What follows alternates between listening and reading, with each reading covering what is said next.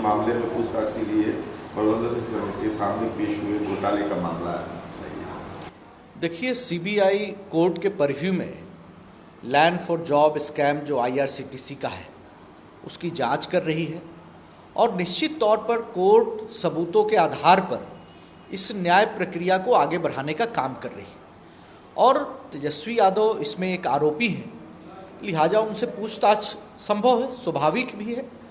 लेकिन दुर्भाग्यपूर्ण यह है कि जो विपक्ष है या आरजेडी के लोग हैं वो विक्टिम कार्ड खेलना चाह रहे हैं, लेकिन ये तो फैक्ट है और न्याय सबूतों के आधार पर मिलता है। निश्चित तौर पर सबूत तेजस्वी यादव के या उनके परिवार के खिलाफ है, लिहाजा कोर्ट ने पूछताछ की अनुमति दी है। तो ये सारी बातें कोर्ट की प्रक्रिया का एक हिस्सा है, इस पर राजनीति नहीं होनी चाहिए।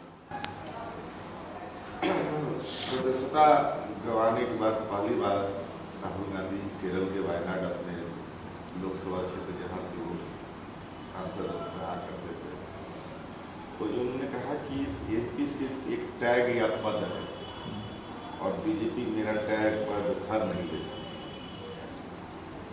या वो मुझे जेल में डाल सकते हैं लेकिन वे मुझे वायनाड के लोगों का प्रतिनिधित्व करने से नहीं रोक सकते। Rahul Gandhi's passing just a shameful statement. He is not only demeaning the status of member of parliament but lowering the dignity of democracy, Indian democracy. जो इलेक्टोरल प्रोसेस है उसका अपमान कर रहे हैं कि एमपी एक टैग है और राहुल गांधी फिर लोकतंत्र को जिस तरीके से एब्यूज करने का, एक्यूज करने का काम विदेशों में कर रहे हैं, तो राहुल गांधी के लिए बेहतर होगा कि वो हवा में उड़ने लगे, चिड़िया बन के उड़ जाएं और जाके इटली में निवास करने लगे। ये तो ऐसी हाइपोथेटिकल बातें करते हैं। कई बार कहते हैं कि मैं राहुल गांधी हूँ ही नहीं, मैं कुछ और हूँ। कई बार छाया में बात करते हैं, शैडो स्टेटमेंट देते हैं। तो ये एक तरीके से जाहिर करता है कि राहुल गांधी जिस तरीके का उनका परिवेश है, जिसमें उनकी ग्रूमिंग हुई है, इंडियन डेमोक्रेसी, कल्चर, यहाँ के सिविलाइजेशन, यहाँ के इथोस, यहाँ के कल्चरल इनहेरिटेंस को वो ओन नहीं कर पा रहे हैं, डिसोन करते हैं। यह एक भारतवासी के तौर पर बहुत ही दुर्भाग्यपूर्ण है। राहुल गांधी को अपने विचारों को लेकर के चिंतन करना चाहिए और उसमें मुझे लगता है कि राहुल गांधी को अभी बहुत कुछ एक नागरिक के तौर पर जानने और सीखने की ज़रूरत है। और जाहिर सी बात है कि मेंबर ऑफ पार्लियामेंट इस देश में एक बड़े हिस्से का प्रतिनिधि होता है, देश की लोकतांत्रिक प्रक्रिया का हिस्सा होता है और हमारे गाँवों में और आम जनता से पूछे तो मेंबर ऑफ पार्लियामेंट उनके हक हकूक़ के सवाल उठाने वाला एक शख्सियत होता है, एक पार्लियामेंट्री प्रोसेस में एक प्रिविलेज्ड व्यक्ति होता है। राजस्थान कांग्रेस नेता सचिन पायलट ने दिन भर का जो अनशन है समाप्त कर दिया। उन्होंने अपनी सरकार पर हमला बोलते हुए कहा कि वसुंधरा राजे की नेतृत्व वाली सरकार के दौरान कथित भ्रष्टाचार के खिलाफ कार्रवाई की मांग को लेकर आज धरना दिया। भ्रष्टाचार के आरोप नए नहीं है, जो पॉलिसी सार्वजनिक डोमेन में है।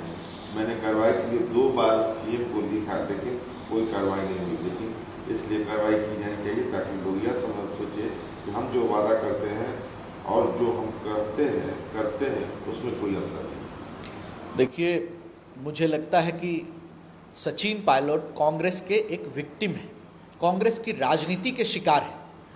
ये भ्रष्टाचार के मामले, अनशन करना, ये सारी बातें एक उनके लिए इमेज एनहांसमेंट का एक माध्यम हो सकता है। हकीकत सी बात है कि कांग्रेस भ्रष्टाचार में आकंठ डूबी हुई पार्टी है और कांग्रेस में हाल के दिनों में राहुल गांधी को बेहतर साबित करने के लिए उनसे जो बेहतर युवा तुर्क हैं उनको कमतर साबित किया जा रहा है, उनको साजिशन राजनीति का शिकार बनाया जा रहा है। और आपने देखा कि पिछले दिनों जितेंद्र प्रसाद हों या फिर माधवराव सिंधिया जी के बेटे हमारे सिंधिया साहब हों, ज्योतिरादित्य सिंधिया हों, अब देखिए सचिन पायलट, अब ऐसे लोग को सिर्फ दरकिनार ही नहीं किया जा रहा है, उनकी विरासत का भी अपमान किया जा रहा है। सिर्फ राहुल गांधी की विरासत की जय हो और सबकी अपयश हो, यह कैसे हो सकता है? सचिन पायलट को निश्चित तौर पर कांग्रेस आलाकमान उनका जो उनके हिस्से का जो सम्मान है वो नहीं दे पा रही है।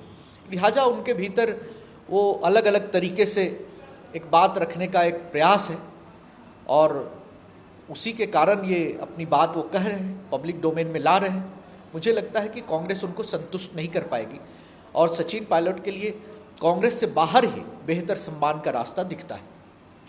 बाबरी मस्जिद विध्वंस मामले में भाजपा नेता चंद्रकांत पाटिल की टिप्पणी पर विवाद फैल गया। उन्होंने कहा था कि जब बाबरी मस्जिद विध्वंस हुआ था किसी सेना का एक भी आदमी उसमें शामिल नहीं था। इसको लेकर के उद्धव ठाकरे ने हमला बोला है, मुख्यमंत्री से कहा है, एकनाथ शिंदे को कहा है कि या तो वो पद छोड़ दे या सिर्फ पाटिल की टिप्पणी पर उनका इस्तीफा। देखिए, उद्धव ठाकरे जी चंद्रकांत पाटिल जी के बयान पर वो जो इस तरीके की बात कर रहे हैं, ये सब बेकार की बातें। देखिए, एक बात समझ लेनी चाहिए कि बाला साहब ठाकरे जी की एक बड़ी विरासत थी, जो हिंदुत्व की राजनीति, राष्ट्रवाद की राजनीति करने के लिए जाने जाते रहे। अब ऐसे में हम सभी उनका सम्मान करते हैं, लेकिन जब उनके बेटे ने जब बाला साहब ठाकरे जी की बड़ी विरासत, हिंदुत्व और राष्ट्रवाद की राजनीति की विरासत को ताक पर रख दिया और अपने राजनीतिक स्वार्थ के लिए कांग्रेस की गोद में बैठ गए, जिन लोगों ने राम मंदिर का अपमान किया, भगवान श्री राम का अपमान किया, राम सेतु का अपमान किया और उनके अस्तित्व को नकारने का काम सुप्रीम कोर्ट में हलफनामा देकर किया, तो एक स्वाभाविक सी बात है कि चंद्रकांत पाटिल जी ने जो कहा, मुझे लगता है कि उद्धव ठाकरे जी की राजनीति को लेकर के उनकी तकलीफ से उपजी हुई एक पीड़ा की अभिव्यक्ति है। वो ऐसा शब्दशः उद्धव ठाकरे जी को नहीं लेना चाहिए। चंद्रकांत पाटिल जी ने जो उनको आईना दिखाने का काम किया है, मुझे लगता है कि उनको स्वीकारोक्ति करते हुए अपने अंदर गिरेबान में झांकना चाहिए और उनको खुद को विचारों के आधार पर तोलना चाहिए कि आज हिंदुत्व और राष्ट्रवाद की जो लड़ाई है उसमें उद्धव ठाकरे जी खुद को कहां पाते हैं कांग्रेस के गोद में बैठकर।